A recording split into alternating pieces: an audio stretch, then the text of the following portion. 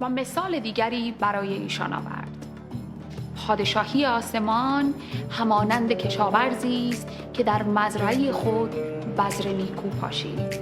اما هنگامی که مردم در خواب بودند، دشمنش آمده و در میان بذرها تخم کرکاس پاشید و رفت. و وقتی که گندم رویید و بذر آورد، کرکاس نیز پدیدار شد. دوستان کشاورز نزد وی رفته و به او گفتند: مگر تو بذر نیکو نکاشتی؟ پس کرکاس از کجا پیدا شد؟ در جواب گفت: این کار دشمن است. دوستانش از وی پرسیدند: آیا می‌خواهی برویم و کرکاس‌ها را از ریشه برکنیم؟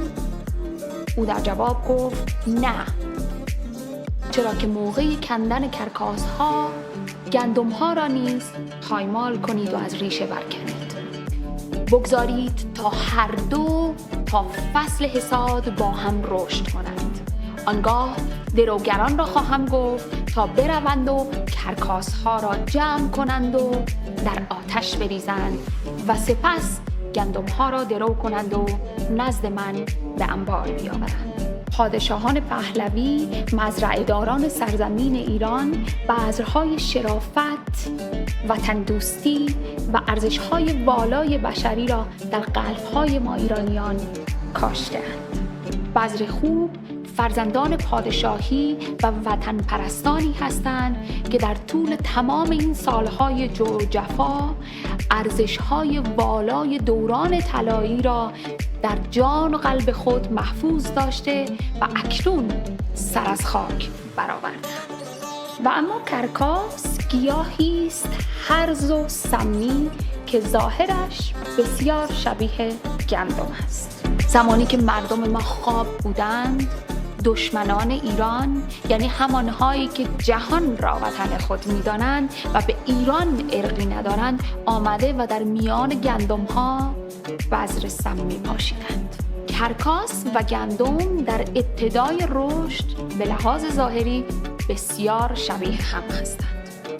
همانطور که این روزها تشخیص کرکاس‌های سمی که به ظاهر شبیه گندم‌اند و گندم‌ها بسیار سخت و دشوار است. کرکاس‌ها به ظاهر شبیه گندم‌اند، اما آنها آمدند تا مزرعه را نابود کنند و گندم‌ها را از بین ببرند. همه ما بارها خواسته ایم که مانند دوستان وفادار این داستان رفته و کرکاس‌ها را از ریشه برکنیم.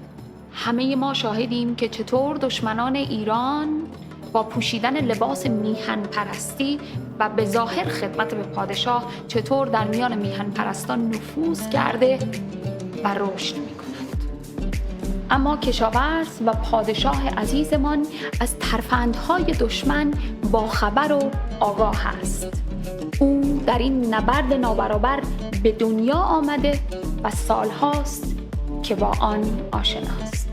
او سالهاست با صبر و تداوم به کاشتن بذر نیکوی میهن پرستی در میان ما ایرانیان مشغول بوده و از روند رشد لشکر دشمن در قالب میهن پرستی در میان ما نیز آگاه است. او بار دیگر به ما هشدار می‌دهد که اگر خارج از زمان موعود بخواهیم کرکاس‌ها را از ریشه برکنیم، ناخواسته به گندم‌های با ارزش نیز صدمه خواهیم رساند. او ما را به صبر تا فصل درو دعوت می‌کند. به هنگام درو تشخیص گندم و کرکاس بسیار سهل و آسان است. گندم رسیده و آماده درو بسیار پربار و سنگین است. دانه‌های فراوان و پرمغزی دارد که از سنگینی آن دانه‌ها سرش خمیده و افتاده است. او در گرمای تابستان و در شرایط سخت و دشوار رشد کرده و فرصت رشدی را که برایش فراهم کرده‌اند به غنیمت شمرده است. اما کرکاس همچنان سرش را بالا گرفته و از من سخن می‌گوید. گندم و کرکاس را از میوه‌هایشان می‌شناسید.